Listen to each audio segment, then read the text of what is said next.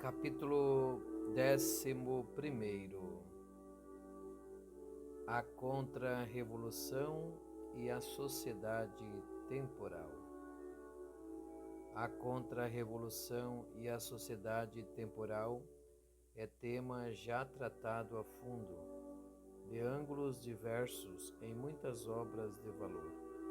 Não podendo abarcá-lo todo, o presente trabalho se cinge a dar os princípios mais gerais de uma ordem temporal contra-revolucionária e a estudar as relações entre a contra-revolução e algumas das organizações mais importantes que lutam por uma boa ordem temporal.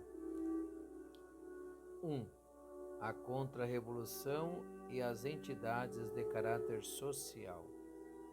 Na sociedade temporal agem numerosos organismos destinados a resolver a questão social, tendo em vista, direta ou indiretamente, o mesmo fim supremo da contra-revolução, a instauração do reinado de nosso Senhor Jesus Cristo. Dada esta comunidade de fins, importa estudar as relações entre a contra-revolução e aqueles organismos. A. Obras de caridade, serviço social, assistência social, associações de patrões, de operários, etc.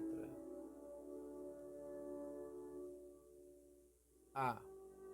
Na medida em que as obras em epígrafe normalizam a vida econômica e social, prejudicam o desenvolvimento do processo revolucionário e, nesse sentido, são ipso facto e, ainda que de modo apenas implícito e indireto, auxiliares preciosos da contra-revolução. Asterisco B.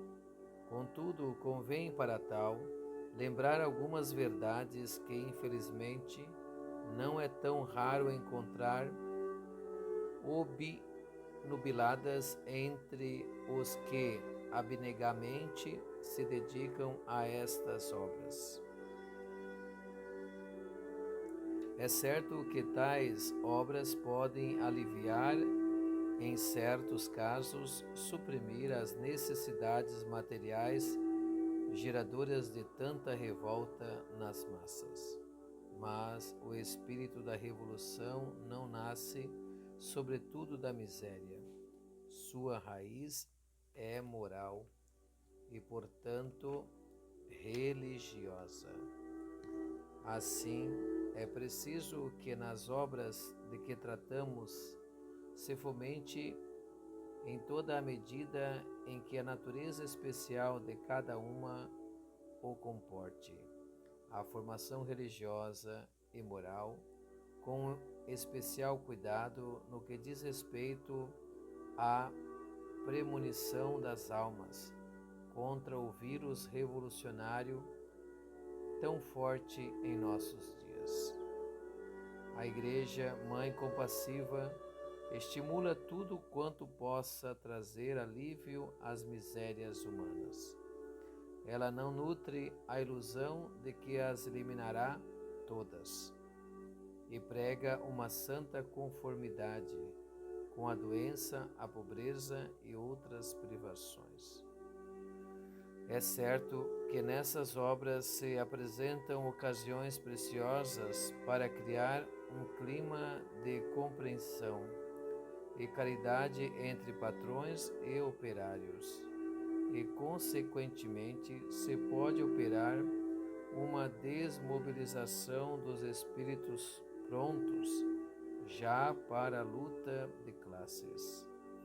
Mas seria errado supor que a bondade desarma sempre a maldade humana. Nem sequer os benefícios incontáveis de Nosso Senhor em sua vida terrena conseguiram evitar o ódio que lhe tiveram os maus. Assim, Embora na luta contra a revolução se deva, de preferência, guiar e esclarecer amistosamente os espíritos, é patente que um combate direto e expresso contra as várias formas desta, o comunismo, por exemplo, por todos os meios justos e legais, é lícito e, geralmente, até indispensável. É particularmente de se observar que essas obras devem incutir em seus beneficiários ou associados uma verdadeira gratidão pelos favores recebidos, ou, quando não se trate de favores, mas de atos de justiça, um real apreço pela retidão moral inspiradora de tais atos.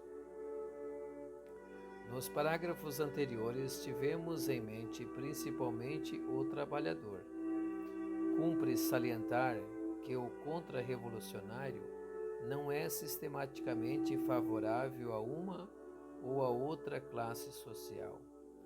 Altamente cioso do direito de propriedade, ele deve, entretanto, lembrar às classes elevadas que não lhes basta combater a revolução nos campos em que esta lhes ataca as vantagens e, paradoxalmente, favorecê-la, como tantas vezes se vê, pelas palavras ou pelo exemplo.